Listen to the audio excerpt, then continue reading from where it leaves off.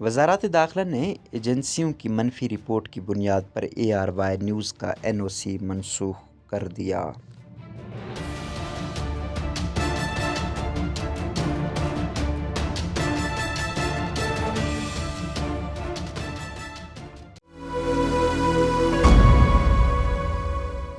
वज़ारत दाखिला की जानिब से जारी नोटिफिकेशन के मुताबिक MSARY कम्युनिकेशन लिमिटेड को जारी किया जाने वाला NOC ताहुक्म सानी फौरी तौर पर मनसूख कर दिया गया है। नोटिफिकेशन के मुताबिक एजेंसियों की जानिब से मनफी रिपोर्ट की बुनियाद पर यह NOC मनसूख किया गया। इधर साबिक पैमरा चेयरमैन अबसार आलम ने ट्विटर पर कहा कि NOC की मनसूखी का मतलब है कि इस कंपनी के जो डायरेक्टर्स थे उनकी सिक्योरिटी क्लियरेंस वापस ले ली गई है और अब पैमरा के जितने लाइसेंस इस कंपनी के डायरेक्टर्स के नाम पर थे उनको या तो कैंसिल करने का अमल शुरू होगा और तजदीद के लिए दरख्वास्त आई तो मुस्तरद हो जाएगी। उनका कहना था कि इस वक्त ARY न्यूज़ के लाइसेंस की तजदीद कैंसिल हो रही है।